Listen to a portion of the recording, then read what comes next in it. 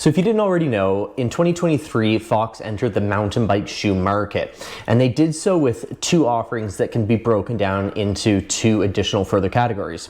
So we have here the Union Flat, a TPU overmold version, which you can see in front of you. There's also a canvas version, which was released later in the year. There's also the Union Clipless, which again can be further broken down into one with a strap and traditional fabric lace system, and the clipless that uses a boa. Unfortunately, in there is not a Union Speedlace version that I have on my CrankBrothers Mallet E's. Nevertheless, that is the way that they've chosen to do it. Now, for background context, I have been using these, the CrankBrothers Mallet E shoes, for 2 years now. So this particular shoe was launched in a multitude of different combinations. They had the Stamp, which was their flat, non-clipless version. That came in a standard lace, a speed lace, and a boa version. Then there was the Mallet E. I believe E was for Enduro, which is what we see here. This is a clipless version. It also came in I think a standard lace, a speed lace, which is what we have here, and a boa. And then there is a downhill version called just the Mallet, and that is only available, I believe, in a speed lace and a boa.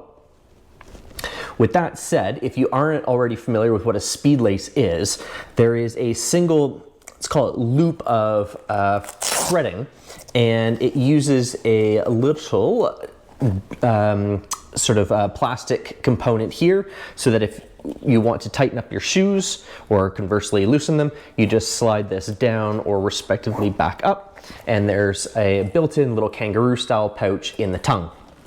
This is a system I really, really like. So the purpose of this video is actually going to walk through some of the differences that we see between the Fox unit. Now granted, this is a bit of an apples to oranges comparison because, as mentioned, this is the Union Flat. It is not a clipless. That is why I've bought it, because I do intend on getting some flat pedals for my Transition Scout for those days that I want to go out and maybe hit some jumps and don't want to be locked and secured into the bike with a clipless system. I think the flat is going to be the way to go. Where this video was really born out of was that on Pink Bike, down in the comments, there were many people commenting that Fox had taken, strong inspiration, let's say, from the CrankBrothers shoes, which I believe were only released in 2022, the year prior. And I can see where those comparisons originate. Again, they both have this like rubber TPU overmolding over top of the fabric. There are some vent holes here on the toe box, as well as on the medial and lateral aspects of the foot. We can see similar characteristics here on the CrankBrothers. So it doesn't necessarily have the perforations. What it does is it has an open panel of just the bare fabric on the medial and lateral aspects of the foot. That is intended for breathability. So taking a look at the bottom of the shoe, on the Fox Union, we can see a progressive hexagonal design. It does, increase the size of the lugs as you get towards the heel. We can see similar aspects here on the Mallet E. What is important to note is that this little match insignia up here in the corner, this is because CrankBrothers says that the lug locations have been specifically designed for the pins of the CrankBrothers shoes to sit in between the lugs. Now, that said, we can see there's quite a bit of rubber chipping off of here, so who's to say how accurate that is? There is going to be movement, and that's going to depend on the cleat here, but most especially if you're running what would be the CrankBrothers Stamp flat shoes, then your foot's definitely going to be moving around, I think, a lot more. So, how effective that match system is kind of remains to be seen, but I have found that this has had really good traction and grip on the pedals, as well as, hiking up. This is kind of a first look, or a cursory look, I should say. This is not a long-term review of the Unions. Granted, again, I have 2 years experience, or 2 seasons, I should say, with the CrankBrothers, but having just walked down to the mailbox with the Fox Unions, I can say that the overall platform height, so how thick the soles are, the shape and profile, they're very, very similar. The width of the toe box, also very similar, but one difference that I can say is that I think the CrankBrothers overall is going to be a bit more comfortable with a shoe, but again, these are fresh out of the box, so take that with a grain of salt. I'll try to qualify that as best I can. So if we look in the heel area, there is more padding around the actual ankle of the shoe on the Crank Brothers compared to the Fox. As well, if we move down inside the shoe itself, I think it's just a little bit thicker. There's a bit more padding. Now granted, these Mallet E's have this raised section here that's not present on the Stamps. That would be the direct competitor, I should say, to the Fox shoes. However, I feel that it's just, I would give the edge to this. It's not to say that the Fox is thin by any means, but if I also move down into like the toe box area, I think they're fairly similar up top, but at the sides here, as it starts to wrap down, you can see there's a lot more deflection in the Fox than there is in the Crank Brothers, and that's the same up here in the toe box as well. I think you can see that there. So if I give this a pinch, it's much firmer here. And now firmness doesn't necessarily equal comfort. And there's a lot that goes into that, but I just think that there's a bit more padding overall. However, there's an exception to that. The tongue on the Fox is definitely more padded, but that may sort of compress in time, which could have been what happened here to the Crank Brothers, but just sort of feeling it, I'd say that there's more padding. Now, if we take a look at the side of the shoe again, we can see that there's fairly similar cutouts. I did find this felt really low, the side of the shoe, much more like a casual shoe, and a little bit less of kind of the deep inset that you kind of get with the Crank Brothers shoe. Now you might be thinking, well, actually that's a good thing, because then, you know, I can wear these for casual purposes off the mountain. But giving it a quick flex here, you can see there is, the ramp up and the shank in the footbed, I should say, in the shoe itself. There's a natural flex point here across the end of the metatarsals, but it's still a very stiff shoe.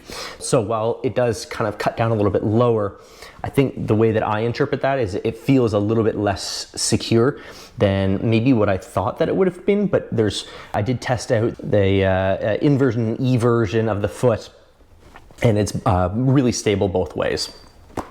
Now, taking a look on the inside, one thing that I really liked that the Crank Brothers has that the Fox does not is on the back side of the heel pocket, there are these silicone rubber grippers, and I love these. These work really, really well.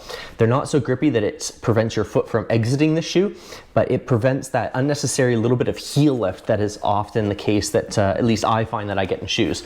We don't find that on the back of the Fox Union shoes. Again, these are the flats. Maybe the clipless version has those, but I'm not aware of that being the case. Taking a look up top, the laces. Now, these are quite short in a good way. It's sufficient for you to do up the shoe, but there is no like kangaroo style pouch on the top. Your bow is just going to be on the outside, and as such, these laces are short so that you're going to reduce the probability of that getting caught up in your chainring. But that's where, if the opportunity existed, even though I don't need the or even want the strap on a pair of flat shoes, because I would be inclined to sort of stretch the utility of these shoes. I would never wear it in a day-to-day capacity, but I wouldn't feel the need to remove them at the end of the day immediately, if walking around the village or something like that, or the trailhead. I think these shoes with the traditional laces are much more apt to kind of like that quasi-casual mountain bike. In fact, Crank Brothers, I believe, has come out with a new shoe, I'll add the name of it down below, that is intended for casual, that kind of steps down one further notch. And that's where I think that Fox maybe missed the mark a little bit with the canvas version of the Union Flat. Why I say that is because the TPU overmolding, though, would inherently trap more heat. I have, my feet have got warm in these, but not to the point where I felt were overheating by any means. But the ease of cleaning this after like a dusty, dirty, or muddy day, this is going to be exponentially easier than a canvas, which, even if you treat it with like a DWR type treating, they're going to get a lot dirtier. Maybe that's not bothersome to you, but for me, I like to keep my kit fresh. And so I would much rather have this TPU overmolding, and I think that maybe the canvas version could have taken the flat and brought it down even one step further into more of a casual bike hybrid shoe than like a dedicated bike shoe that is this here. So as mentioned previously, I did touch on it. There is lots of protection around the actual shoe itself. There is this over molding here at the back that's quite thick.